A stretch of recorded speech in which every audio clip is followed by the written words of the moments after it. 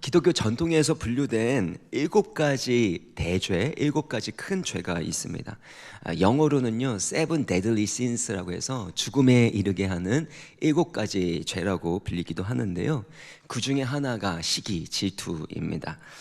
어떤 욕심 많은 두 사람에게 천사가 찾아왔습니다. 그래서 조건을 내겁니다. 요청하는 대로 너가 상대방보다 2배를 얻게 될 거니까 무엇이든지 구하라고 얘기를 했습니다. 그랬더니 욕심 많은 첫 번째 사람이 저에게는 황금 보화를 가득 주십시오, 그렇게 요청을 했습니다. 그랬더니 이 상대방보다 2배나 더 받게 된 거예요. 그걸 보고 있는 두 번째 사람이 그렇게 황금을 많이 갖고 2배나 많이 갖고 그렇게 기뻐하는 모습을 가만두고만 볼 수 없었던 것입니다. 그래서 천사한테 요청을 했습니다. 그럼 저의 한쪽 눈을 빼주세요. 아주 어떤 뜻인지 알겠습니까? 꼴불견처럼 보이는 그 상대방의 그 성공이나 부해지는 것들을 보고만 있을 수가 없었기 때문에 자기 한쪽 눈을 빼게 되면 다른 한 사람은 그 보화를 볼 수 없게 되는 거 아닙니까? 이것이 바로 시기라는 것입니다. 내가 한쪽 눈을 잃더라도 상대방이 두 쪽 눈을 잃어서 그 행복을 누릴 수 없게 만들려고 하는 것이 시기심이라는 겁니다. 그래서 시기라는 것은 남과 나를 갉아먹는 죄라고 불리기도 하고, 또 7가지 대죄 중에 가장 야비하고 잔인한 죄로 불려지고 있습니다. 특별히 이 시기라는 것은 앞서 예화를 말씀드린 것처럼 눈과 좀 관련이 있습니다. 이 시기라고 하는 영어 단어가 MB인데요. 이 MB가 라틴어 인비디아에서 나왔다고 합니다. 인비디아는 자세히 보다 주목하다라는 뜻을 가지고 있다고 합니다. 그러니까 자세히 보고 주목하는 단어에서 시기라는 단어가 나오게 되었는데, 오늘 본문 9절을 보면요, 그날 후로 사울이 다윗을 주목하였더라라고 하고 있습니다. 그러니까 시기의 눈으로 그렇게 다윗을 사울이 바라봤음을 보여주고 있습니다. 오늘 본문의 배경을 살펴보게 되면요, 6절을 보면 무리가 돌아오게 됩니다. 전쟁에 나가서 승리를 하고 골리앗을 쓰러뜨리고 이렇게 돌아왔을 때 여인들이 모든 성읍에서 나와서 노래하고 춤추고 소구와 경세를 가지고 왕 사울을 환영하게 됩니다. 겉으로 봤을 때는 사울이 하는 모든 일들은 형통하게 잘 진행되고 있었습니다. 그리고 백성들은 기쁨으로 노래하고 있습니다. 근데 문제는 7절에서 나오게 됩니다. 여인들이 뛰놀면서 노래하는데요, 그 노래의 내용이 7절을 보면 사울을 죽인 자는 천천히요, 다윗은 만만이로다 한 것입니다. 사울이 죽인 자는 수천 명이라면 다윗이 죽인 자는 수만 명이라고 말하고 있습니다. 제가 이 본문을 보면서요, 아주머니 세계에 있는 임영웅 같다라는 생각이 들었습니다. 그래서 임영웅, 제가 기사를 보니까요, 남편보다 더 좋아 임영웅 이렇게 되어 있습니다. 그래서 10대 소녀들처럼요, 임영웅 때문에 어떻게 할 줄 모르는 그런 아줌마 부대들을 보면서, 야, 다윗을 환영하는 여인들의 모습이 이렇지 않았을까. 심지어 아주머니들 남편만 볼 때마다, 자녀들 볼 때마다 막 속이 끓고 화가 나고 그래가지고 힘든데 막 우울병까지 왔는데, 임영웅이 노래를 했는데 우울병이 치료가 되었다는 거. 믿어야 되나 말아야 되나. 근데 진짜 우울증이 치료가 되고 그랬다는 그런 고백을 하게 되는데, 이 여인들도 나쁜 의도로 그렇게 말한 것은, 노래한 것은 아닌 것 같습니다. 근데 그만큼 다윗을 좋아하고 또 그렇게 기쁘니까 노래를 했겠죠. 그러나 2가지 면에서 이 여인들의 노래는 뭔가 문제가 있습니다. 첫 번째는 누구를 칭송하고 높이고 있는가라는 문제입니다. 다윗이 블레셋 장군 이 골리앗과 싸우려고 했었던 이유와 목적은 무엇이었습니까? 이 골리앗, 블레셋 사람이 하나님의 군대를 모욕했고 하나님의 거룩한 이름을 모욕했기 때문 아닙니까? 그래서 하나님의 살아계심과 그 영광을 이 세상 가운데서 드러내겠다, 그렇게 선포하고 여호와의 구원은 칼과 창에 있지 않다라고 선언하면서 그렇게 골리앗을 쓰러뜨렸습니다. 그것을 통해서 하나님의 토라의 말씀이, 그 율법이 이루어졌죠. 돌로 쳐 죽여 버리는 그 일들이 다윗을 통해서 이루어지게 된 것입니다. 그러면 여인들은 누구를 찬송해야 돼요? 다윗과 사울이 아니라 여호와 하나님을 찬송해야지죠. 그렇게 다윗이 높이 불렀고 하나님의 영광을 드높였던 것처럼 이 여인들도 그렇게 해야 되는데 그렇지 않다는 것입니다.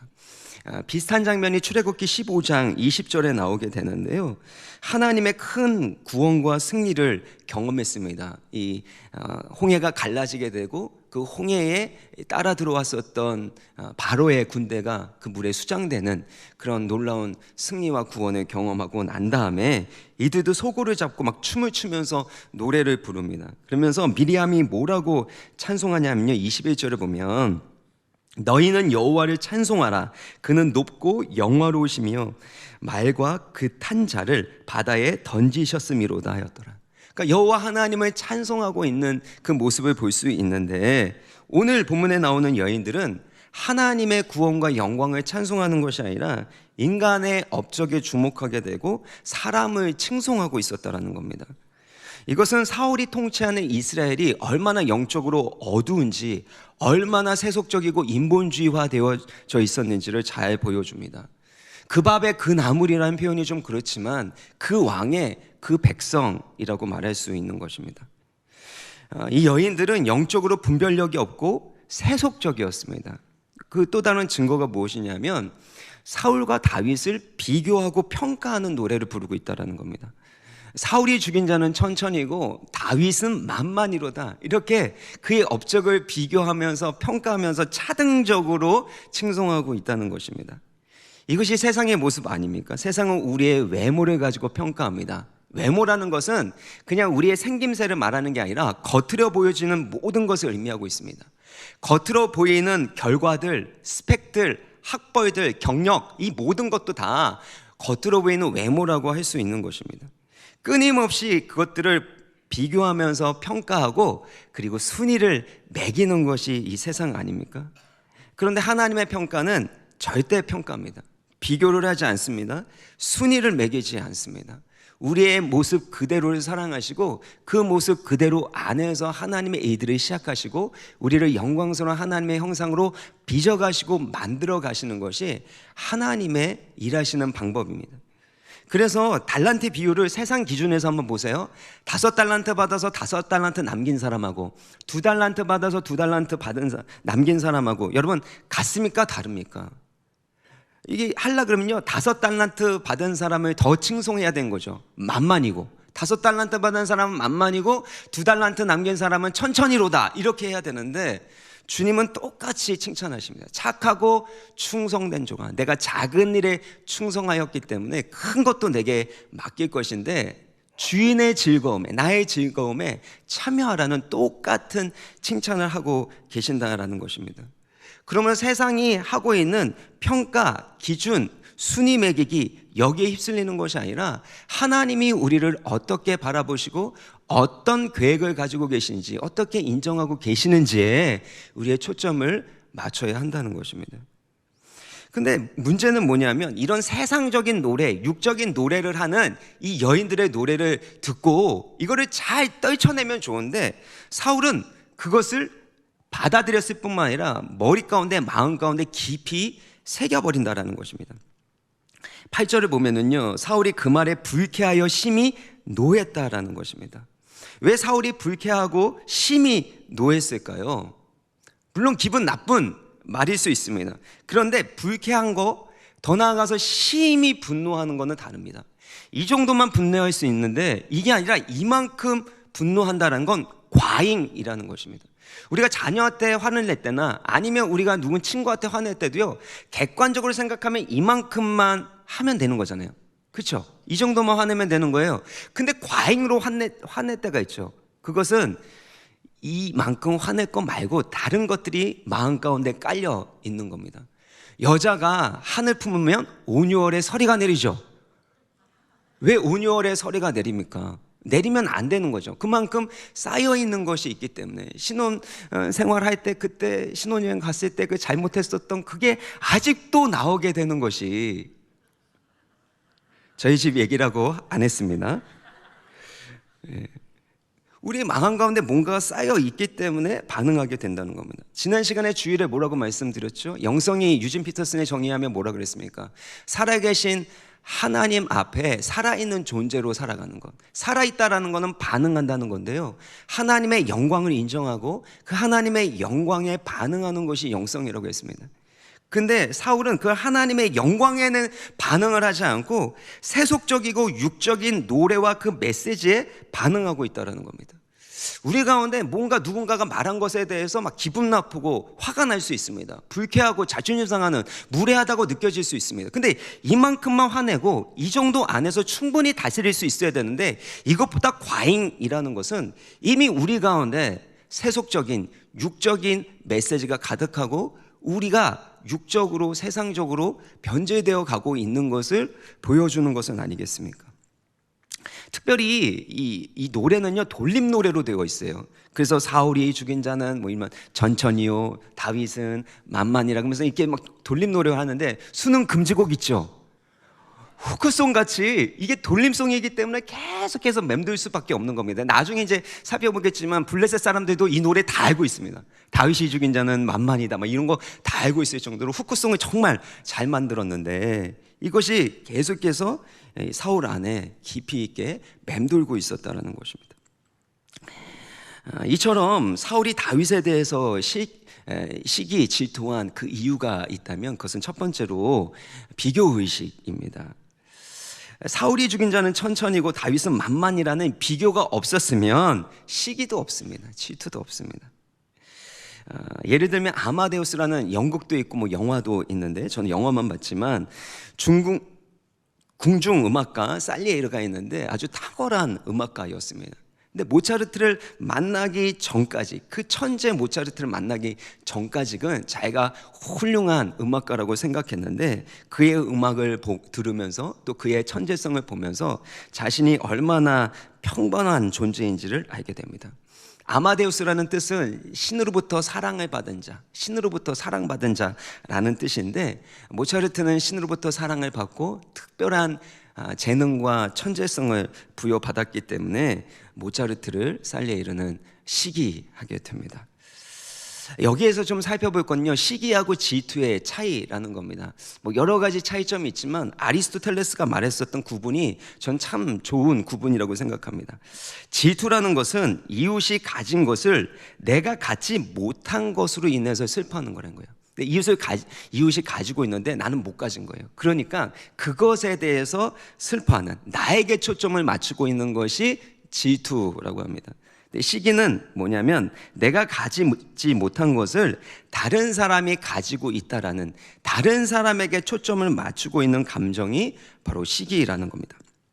그래서 도로스 세이어스라는 사람이 시기는 내가 누릴 수 없는 것을 왜 다른 사람이 누리고 있단 말인가, 내가 누리지 못하는 걸 왜 다른 사람이 누리고 있다는 말인가, 그 사람에게 집중하게 되니까 질투와 다르게 시기는 남을 깎아내리고 미워하고 또 나와 상대방을 갉아먹는 방향으로 나아가게 된다는 겁니다. 영화 아마데우스에서도 마찬가지입니다. 살리에르는 자신에게 이미 주신 그 재능에 대해서 감사하지 못하고 모차르트와 비교하고 그를 시기하면서 신을 원망하고 신에 대해서 분노합니다. 그리고 결국에는 모차르트를 독살했다라는 그런 픽션과 같은 그런 내용인데요, 사울도 마찬가지입니다. 11절을 보면 그가 스스로 이르기를, 11절입니다. 내가 다윗을 벽에 박으리라 하고 사울이 그 창을 던졌다라는 겁니다. 근데 두 번이나 다윗이 그 앞에서 피해서 그 창으로 맞지 않게 되었다는 겁니다. 이처럼 사울의 시기는 다윗을 죽이려고 했습니다. 유대 지도자들의 시기는 예수님을 십자가에 못 박아 죽입니다. 가인의 시기는 동생 아벨을 돌로 쳐 죽이게 된 겁니다. 힘이 없을 때는 문제가 없어요. 근데 힘을 가지고 있을 때의 시기는 반드시 상대방을 파멸할 수 있다는 겁니다. 그러면서 본인도 파멸과 불행의 길로 들어서게 되는 것입니다. 이러한 비교라는 이 특성이 결국엔 시기를 낳게 되고 비극으로 이끌어가게 되는데요, 두 번째는 인정에 대한 욕구 때문이었을 것입니다. 독일의 철학자 악셀 호네트라는 사람이 인정투쟁이라는 말을 했습니다. 단순하게 인정을 구하는 게 아니라 투쟁하듯이 인간은 인정을 얻으려고 한다는 겁니다. 그러면서 이런 말을 했는데, 한 주체는 다른 주체에게 인정받을 때 자신의 정체성을 획득한다. 그러니까 누군가에게 인정을 받을 때 그 인정을 통해서 자기가 누구인지 그 정체성을 만들어간다, 획득한다라는 겁니다. 근데 새롭게, 문제는 이거예요. 새롭게 획득한 정체성은 더 높은 인정에 대한 욕구를 불러일으킨다. 그러니까 인정받아서 내 정체성이 형성이 됐다면 더 많은 인정을 받으려고 애쓰고 노력하는데, 그것이 투쟁하듯이 얻게 되는 노력이라는 것입니다. 그래서 김경일 교수의 책에서 이 인정투쟁에 대해서 설명하면서 김정은 교수의 말을 인용하게 되는데요, 김정은 교수는 이런 말을 했다고 합니다. 한국 사람들은 인정받고 싶어하고 그렇게 인정받아야 하는 것을 투쟁적으로 생각하고 살아갑니다. 그런데 인정투쟁보다 더 쉬운 말이 있습니다. 남의 감탄입니다. 인간은 감탄하고 감탄을 받으려고 삽니다. 그러니까 남에게 너 정말 대단하다, 너 정말 훌륭하다, 너 최고야, 이렇게 감탄스러운 말을 들을 때 우리의 살맛이 나게 되고 우리의 정체성이 세워지게 된다라는 겁니다. 근데 남의 그런 인정을, 남의 감탄을 받는 걸로는 안 되니까 자기 자신에 대해서 감탄할 수 있는 존재가 되어야 된다. 뭐 이게 이제 김정은 교수가 말한, 스스로에 대해서 감탄해라, 다른 사람의 인정이나 감탄을 바라지 마라, 뭐 이런 건데요. 여러분, 인생 살아가면서 자기 스스로에 대해서 감탄하는 거고 나르시즘 아닙니까? 이게 얼마나 가겠습니까?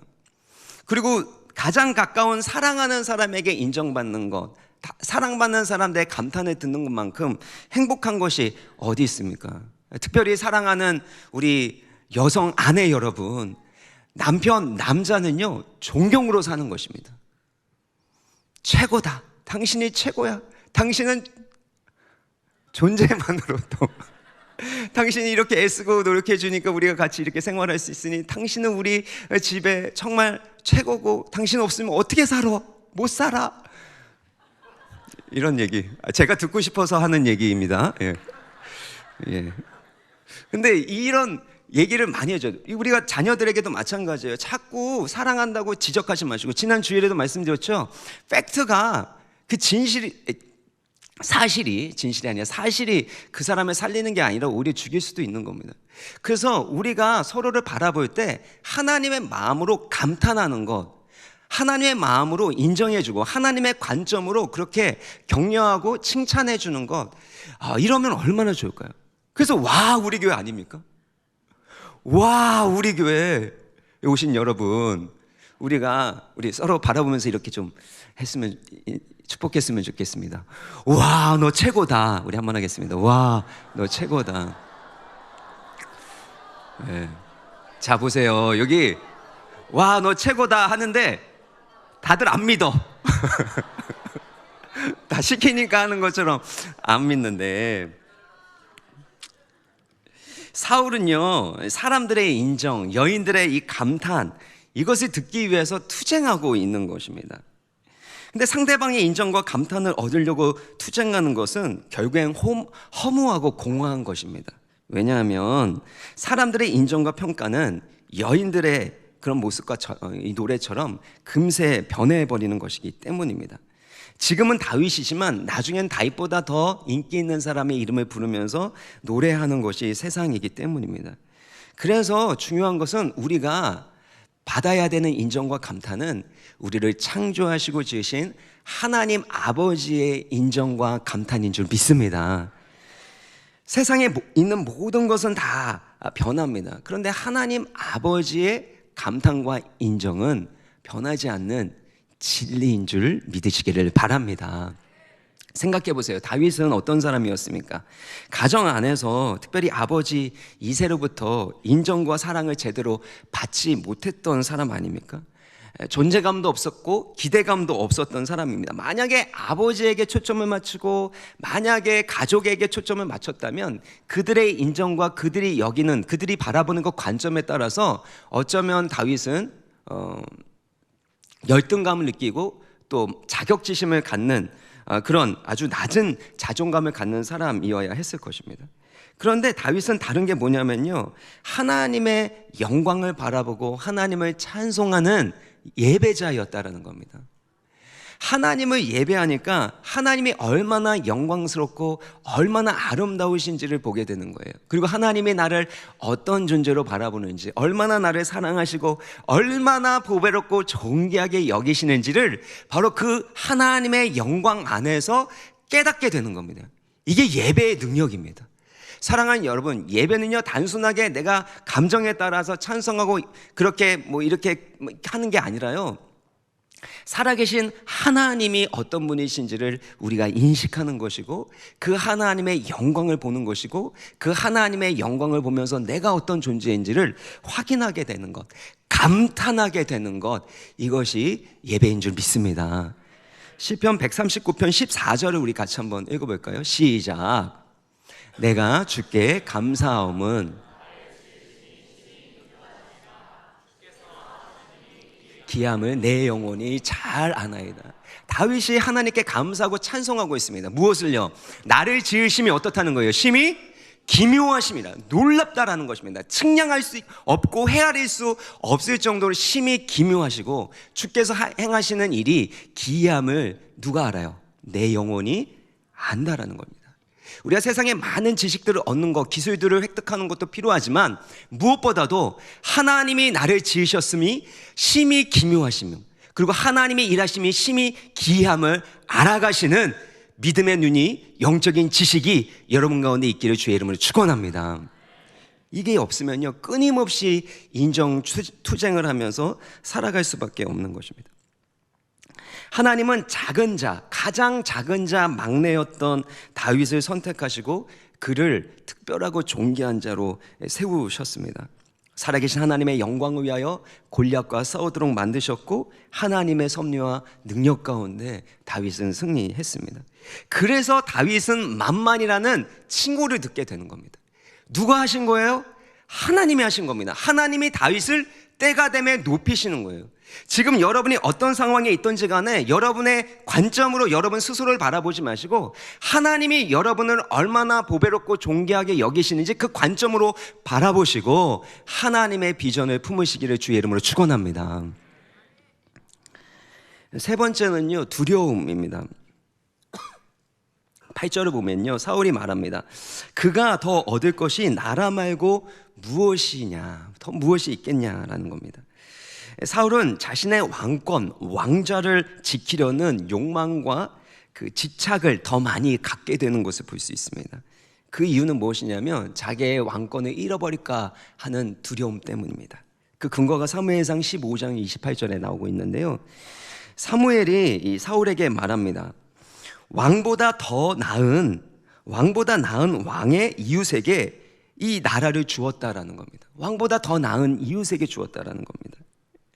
이 더 낫다라는 이 말에 사울은 꽂혔을 겁니다. 나보다 더 나은 사람이 누구라고? 그 사람에게 이스라엘의 왕권을 준다고? 그러다 보니까 자기보다 전쟁의 능력에 더 뛰어난 이 다윗에 대해서 질투하고 시기하게 된 것입니다. 근데 한번 생각해 보세요.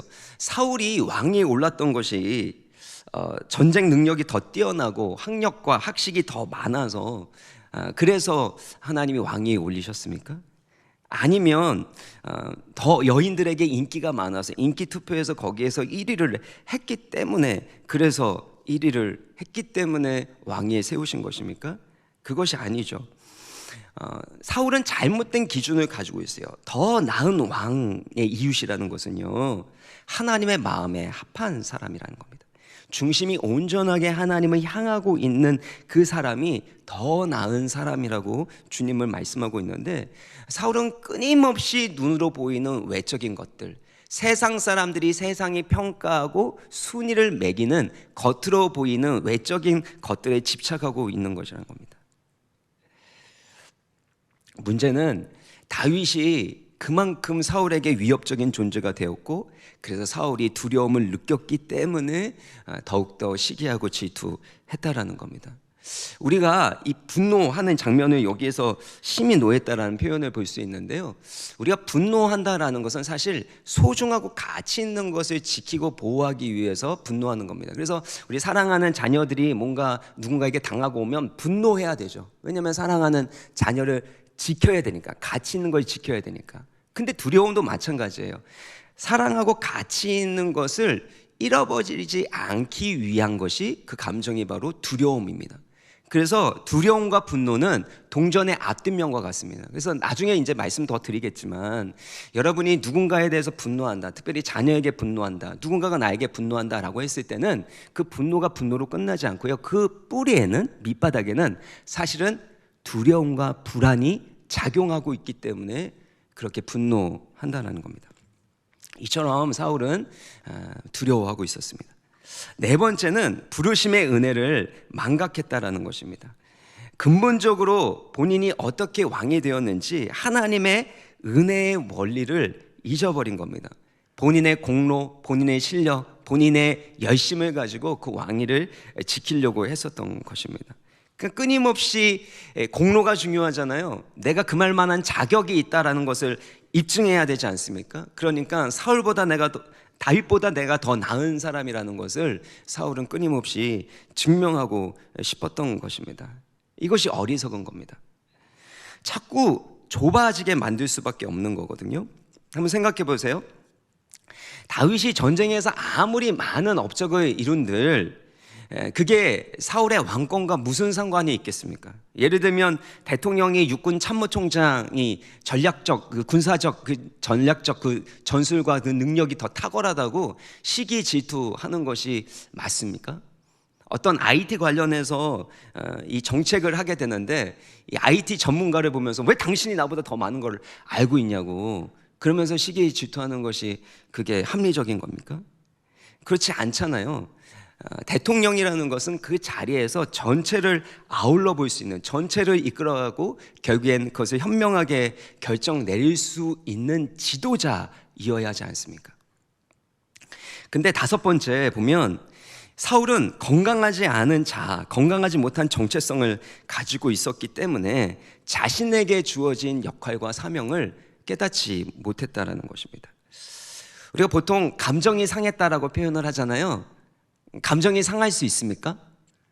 감정은 안 상합니다. 감정은 그냥 나오는 거예요. 자아가 상했을 때 그때 감정이 부정적인 감정으로, 상한 감정으로 나오게 되는 것뿐입니다. 사울은 자신이 다윗보다 못한 사람이라는 비교 평가를 받았고 그래서 그의 자아와 정체성에 위협이 가해진 것입니다. 그러니까 다윗을 보면서 어떻게 다윗이 저런 칭송을 받을 수 있어? 다윗은 그럴 만한 자격이 없고 나에게 그런 자격이 있어 라고 항변하게 되는 것입니다. 근데 생각해 보세요. 이스라엘 왕이라는 자리는 자신의 실력이나 능력을 증명하는 자리가 아닙니다. 그 나라를 잘 통솔해서 하나님의 통치와 왕권을 드러내는 대리 통치자로서의 역할이 이스라엘 왕으로서의 역할이었습니다. 그러면 비전을 이루기 위해서 더 큰 뜻을 이루기 위해서는 자기보다 더 똑똑하고 자기보다 더 유능한 부하가 있는 것은 정말 복되고 귀한 일 아닙니까? 미국의 강철 왕 앤드류 카네기가요, 자기 모비에 이런 글을 써달라고 했다고 합니다. 자신보다 현명한 사람들과 더불어 일할 줄 아는 사람, 여기에 잠들다. 이 강철왕 카네기는요, 자기보다 현명한 사람과 더불어서 일할 줄 아는 사람인 것을 자랑스럽게 여겼다는 겁니다. 자신의 강점과 약점, 자신이 해야 될 가장 중요한 역할이 무엇인지 알고 있었기 때문에 자기보다 더 유능하고 현명한 사람들을 모으고 그 사람들과 함께 일하기를 즐거워했다라는 것을 볼 수 있습니다.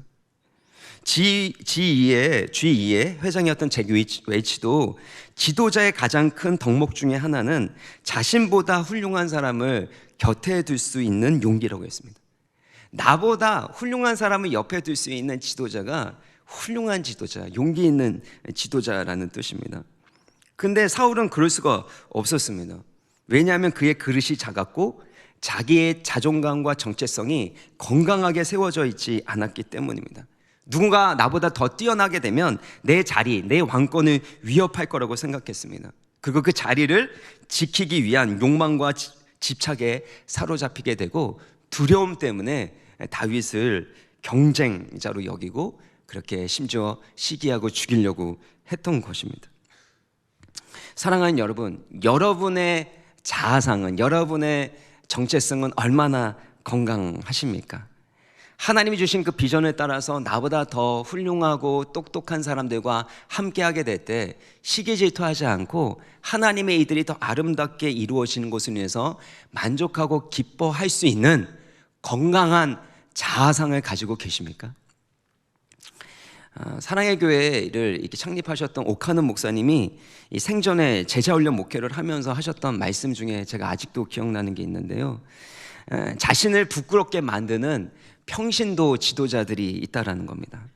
목사를 왜 그렇게 부끄럽게 만드냐, 그렇게 훌륭하고 성숙한 그런 성도들을 만나고 그들과 함께 사역하는 것이 본인에게는 큰 복이라고 고백을 하셨는데요, 저도 꿈꿉니다. 저보다 훨씬 더 훌륭하고 성숙한 성도님들과 함께 목회하고 저보다도 훌륭하고 탁월한 우리 목사님들과 함께 사역하는 것을 통해서 하나님 나라가 확장케 되어지고 더 많은 영혼들이 주님께로 돌아오게 되고 치유케 되어지고 또 다른 사명자로 제자로 세워지는 역사가 일어나기를 간절히 소망합니다.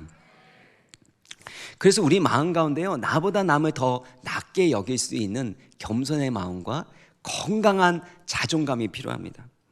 빌립보서 2장 3절 보면요, 같이 한번 읽어볼까요? 빌립보서 2장 3절. 준비를 안 했습니다. 맞습니다. 제가 마지막에 추가한 거라서, 아무 일이든지 다툼이나 허영으로 하지 말고 오직 겸손한 마음으로 각각 자기보다 남을 낮게 여기고. 아무 일에든지 다툼이나 허영으로, 시기와 질투 허영으로 하지 말고 오직 겸손한 마음을 어떻게 하래요? 자기보다 남을 낮게 여기는 것. 이것이 바로 예수 그리스도의 마음이라는 것입니다. 사랑하는 여러분, 이런 나보다 남을 더 낮게 여기는 예수 그리스도의 마음을 품으시기를 주의 이름으로 축원합니다. 그러면 행복한 것 같아요. 아내를 볼 때도 나보다 아내가 훨씬 더 훌륭합니다. 자녀를 볼 때도 자녀가 나보다 훌륭한 면이 있다. 부모님 볼 때 우리 부모님은 존경할 만한 부분이 있다. 이렇게 나보다 남을 더 낮게 여기는 마음을 가진 가정은 정말 행복한 겁니다. 대기업에 거기에 임원 중에 제일 높은 자리에 올라간 어떤 분이요, 제가 신방을 갔는데 아내에 대해서 얘기할 때 제 아내가 저보다 훨씬 더 훌륭한 분입니다. 나 같은 사람하고 살아줘서 감사할 뿐입니다. 제가 봤을 때는 그 권사님이 그 정도는 아니시거든요. 그런데 그렇게 말씀하시는 것을 봤을 때, 야, 이분이 정말 훌륭한 분이고 또 이 권사님은 진짜 훌륭한 분이구나 라는 생각을 했습니다. 우리의 가정에 나보다 더 남을 낮게 여기는 그런 말들, 또 우리 교회 가운데 그런 말들이 풍성하기를 주의 이름으로 축원합니다. 좀 작아졌습니다. 아멘이. 특히 다윗을 보면은요, 그는 여인들의 노래로 인해서 우쭐하거나 교만해지는 모습을 찾을 수가 없습니다. 왜 그런가? 여러 가지 이유가 있겠지만, 예배자였기 때문, 하나님의 영광을 보았기 때문이기도 있지만, 그가 하나님의 영에 감동된 사람이었기 때문입니다. 하나님의 성령에 감동되고 하나님 앞에 서 있었던 사람. 사무엘하 7장 18절 말씀을 같이 읽어보겠습니다. 사무엘하 7장 18절 시작.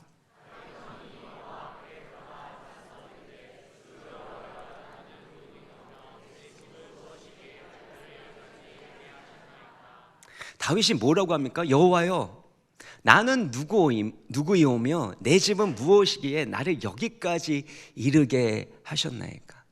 그럴 만한 자격이 없는 자라는 것입니다. 하나님, 왜 나를 이처럼 존귀하게 여기시고 왜 이렇게 축복을 해주십니까? 저는 그런 것을 받을 만한 자격이 없습니다.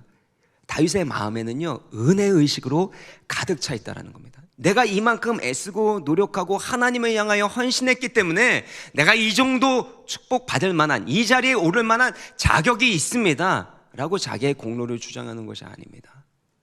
다윗은 처음부터 끝까지 은혜를 얘기합니다.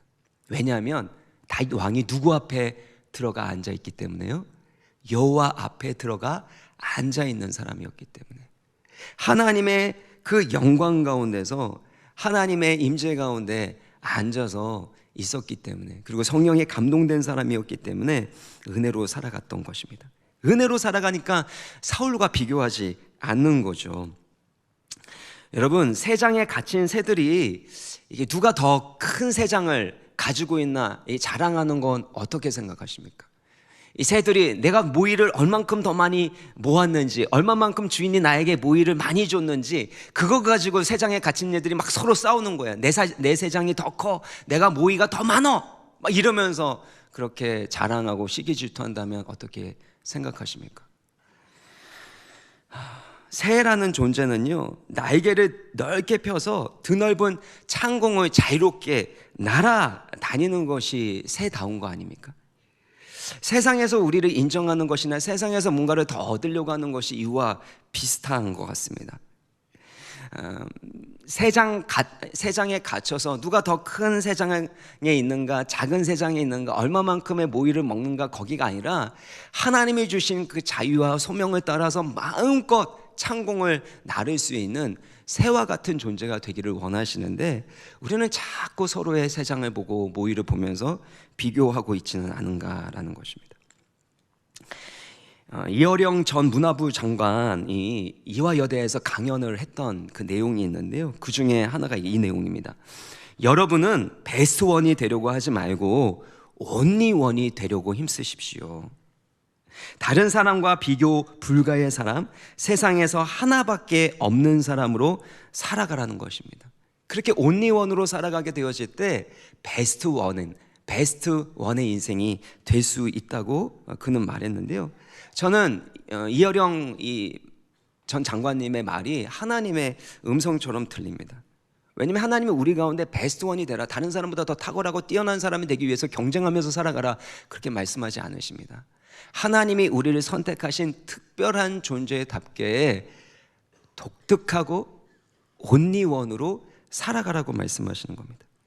독생자 예수 그리스도, 하나뿐인 독생자 예수 그리스도를 주실 만큼 우리를 사랑하시고 보배롭고 존귀하게 여기셨기 때문에 우리가 살아가야 될 삶의 방향성은 베스트가 아니라 온리원인 줄 믿으시길 바랍니다. 예수 그리스도 안에서 나만이 가지고 있는 은사를 따라, 나를 향한 하나님의 특별한 계획을 따라, 하나님이 나를 그처럼 선택하시고 존귀하고 특별하게 여기시는 그것을 따라서 온리원으로 살아가는 우리 청년들, 우리 모든 성도님들 되시기를 간절히 소망합니다.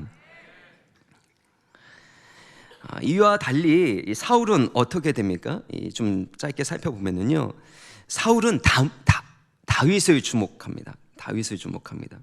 9절을 보면요, 그날 후로 사울이 다윗을 주목하였더라. 시기의 눈빛, 악한 눈빛으로 다윗에게 주목합니다. 하나님을 경외하고 또 하나님을 따라가야 할 왕이 이제는 다윗에게 주목하게 되고 그를 죽이려는 데 혈연이 되어 있는 것을 볼 수 있습니다. 사랑하는 여러분, 여러분의 시선이 어디를 향하고 있습니까? 주변 사람들, 나보다 잘난 사람들, 꼴불견인 사람들, 그들을 향하여 시선이 가 있어서 하나님의 영광을 보지 못하고 하나님이 주신 비전을 향하여 달려가지 못하고 있습니까? 여러분의 시선을 하나님께 고정시키시길 바랍니다. 하나님이 주신 비전을 향하여 달려가야 합니다. 두 번째는요, 악령이 힘있게 사울에게 내리게 됩니다. 10절을 보면 그 이튿날 하나님께서 부리시는 악령이 사울에게 힘있게 내림에 그가 집안에서 정신없이 떠들어대므로 다윗이 평일과 같이 손으로 수금을 타는데 그때에 사울의 손에 창이 있는지라. 사울이 정신없이 떠든다고 합니다. 우리가 보통 마음에 가득한 것을 입으로 말한다고 예수님 말씀하시지 않았습니까? 그러니까 사울의 내면에 있는 것을 계속해서 표출을 합니다. 악령에 시달리니까 마음 가운데 있는 모든 복잡한 것들, 번뇌들, 고뇌들, 이것들을 계속해서 이렇게 말로 떠들어대었다는 겁니다. 근데 문제는 뭐냐면, 끊임없이 말하는 사람들의 문제는 뭐냐면 듣지 못한다는 겁니다. 예전에는 다윗의 수금소리가 들렸고 그 소리를 들었을 때 상쾌히 낫게 되고 악령이 떠나가게 됐습니다. 근데 악령이 더 강하게 내리니까 쉼없이 떠들어대게 되고, 그러니까 하나님의 음성, 다윗의 수금소리가 들리지 않게 되는 겁니다. 사울이 듣는 소리는 여인들이 불렀던 사울이 죽인 자는 천천히요, 다윗은 만만이라는 이 세상의 노랫소리, 이 세상의 메시지가 끊임없이 울려 퍼졌고 그 악령에 사로잡혀서 본인이 그렇게 떠들게 되는 흑암에서 나오는 말들만 듣고 있었다는 겁니다. 사랑하는 여러분, 우리의 내면이 치유되고 건강해지기 위해서는 떠들면 안 되고요, 하나님의 음성을 들어야 하는 것입니다. 끊임없이 세상의 노래 듣고 세상의 영화, 무비, 세상의 것들로 여러분의 내면과 영혼을 가득 채워서라는 결단코 선한 것이 나올 수 없습니다. 마음에 쌓은 그 선으로 선한 것을 내고 마음에 쌓은 악으로 악한 것을 내게 되어 있습니다. 사울의 영혼에는, 내면에는 육적인 것으로 가득 차 있는 거예요. 비교, 시기, 질투하는 것, 교만한 것, 우월감, 열등감, 이 모든 것으로 가득 차 있고 그의 시선이 다윗을 향해 있고 세상을 향해 있었기 때문에 그가 떠들어대는 모든 것들은 세상적인 것일 뿐이었고 오히려 그의 영혼을 병들게 할 수밖에 없었다는 것입니다. 그러면 여러분, 우리가 이 자리에 와서 하나님의 음성을 듣고 찬양할 뿐만 아니라 여러분의 삶의 현장마다 여러분의 영혼 가운데 상처가 오게 되고 누군가가 미워지기 시작하고 또 세상적인 메시지로 인해서 내 마음이 꺾이게 되고 그럴 때마다 여러분, 그것을 인간적인 방법으로 해소하려고 하지 말고 다윗처럼 하나님을 예배하고 하나님의 음성을 듣고 그 말씀으로 치유받고 변화되시기를 간절히 바랍니다. 예수님도 공생애를 시작하실 때 요단강에서 세례를 받으셨잖아요. 그때 하늘로부터 어떤 음성이 들렸습니까? 마태복음 3장 17절인데요. 하늘로부터 소리가 있어 말씀하시되, 시작, 이는 내 사랑하는 아들이요 내 기뻐하는 자라. 여러분, 하루를 시작할 때 꼭 이 음성 들으셔야 됩니다.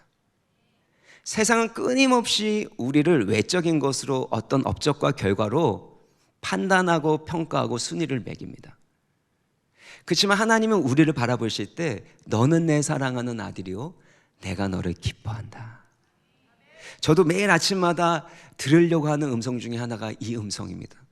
제가 누군가 앞에, 대중 앞에 서기 전에 반드시 기억하려고 하는 메시지 중에 하나가 이 메시지입니다. 내가 하나님 보시기에 사랑받는 존귀한 아들이고 하나님이 나를 기뻐하신다. 이 음성을 들으면 하나님 앞에 선 자로 섬길 수 있기 때문입니다. 마귀가 예수님을 시험할 때 바로 이 음성을 들은 다음에 시험한 것이 무엇이었죠? 본문을 보여주시면요, 내가 만일 하나님의 아들이거든 명하여 이 돌들로 떡덩이가 되게 하라. 두 번째 시험 뭐예요? 내가 하나님의 아들이거든 성전에서 뛰어내려. 다 뭐와 관련돼 있어요? 정체성과 관련돼 있는 거죠. 예수님이 하나님의 아들이라면 이것들을 하라는 겁니다. 사랑하는 여러분, 세상의 영적인 전쟁은 결국에 정체성 전쟁입니다.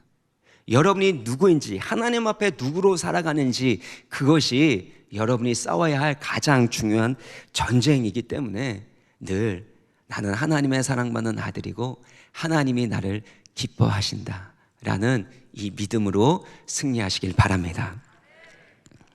세 번째는 사울이 창을 던져서 다윗을 죽이려고 하는데요, 11절을 보시면 사울이 창을 던졌으나 다윗이 그 앞에서 두 번이나 피하는 것을 볼 수 있습니다. 다윗은 이 던진, 이 붙어있는 이 창을 잡아가지고 복수하려고 하지 않습니다. 내가 당신 죽이지 않으면 내가 죽기 때문에 어쩔 수 없다고 하면서 그렇게 복수하려고 하지 않습니다.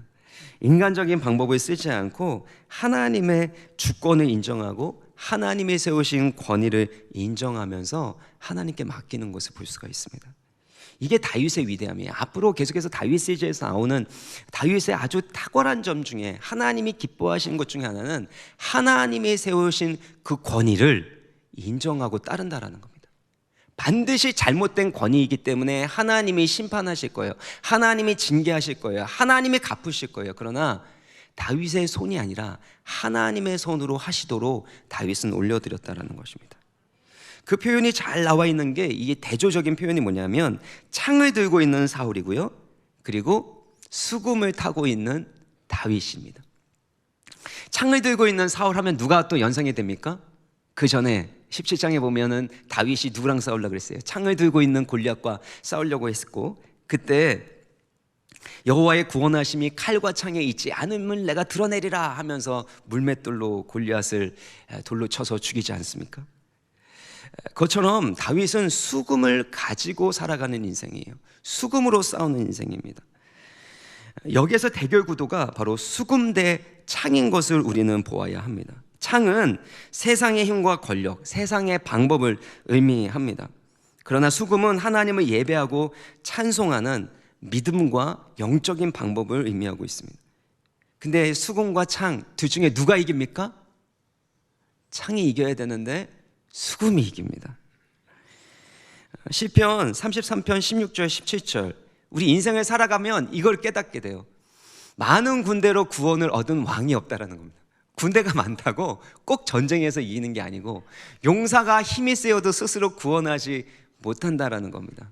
구원하는 데는 군마가 헛되고 군대가 많다 하여도 능히 구하지 못하는 것이 우리 인생일 뿐만 아니라 하나님의 방법입니다. 언제 그러면 승리가 주어지냐면 18절 19절 보면요, 같이 읽겠습니다. 시작. 여호와는 그를 곧 그의 인자하심을 바라는 자를 살피사 그들의 영혼을 사망에서 건지시며 그들이 굶주릴 때에 그들을 살리시는도다. 예.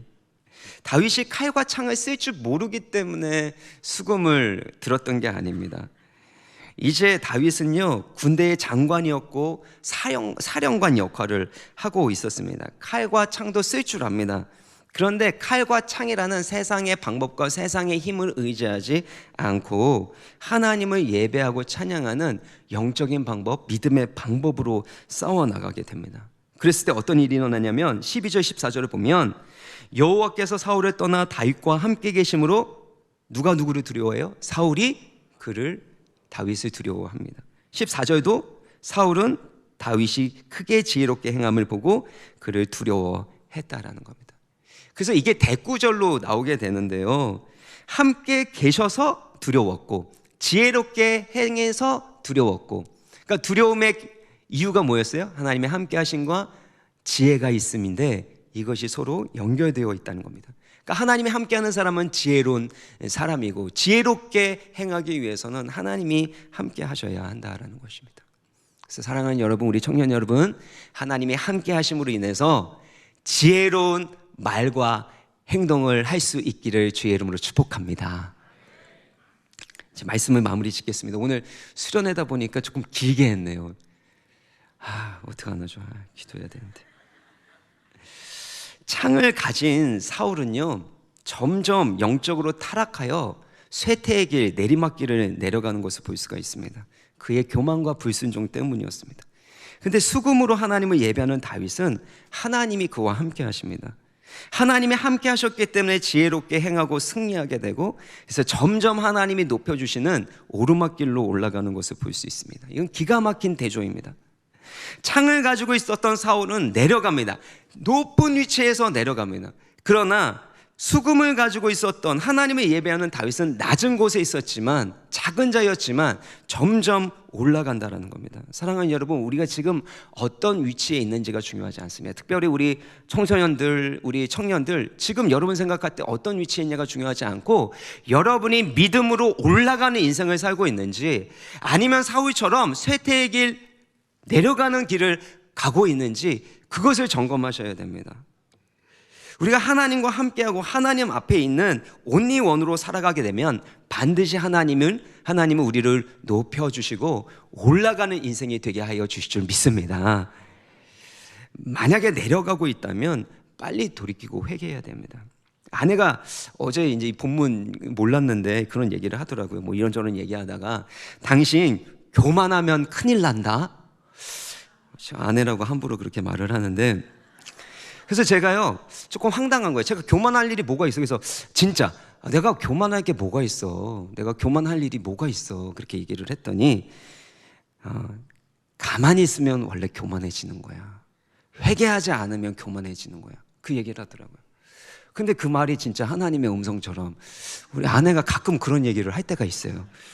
근데 진짜 그랬어요. 가만히 있으면요, 회개하지 않으면요, 우리는 교만해질 수밖에 없고, 그러면 사울처럼 내리막길로 내려갈 수밖에 없는 게 우리의 존재라는 겁니다. 죄의 중력이 우리 타락이라는 중력이 끊임없이 작용하고 있기 때문에 우린 가만히 있어도 내리막길로 내려갈 수밖에 없습니다. 그러나 하나님의 은혜가 함께하고 성령께서 우리의 마음과 생각을 감동감화시켜 주시면 지혜롭게 행하게 되고 하나님이 높여주시고 올라가게 하여 주실 줄 믿으시기를 바랍니다.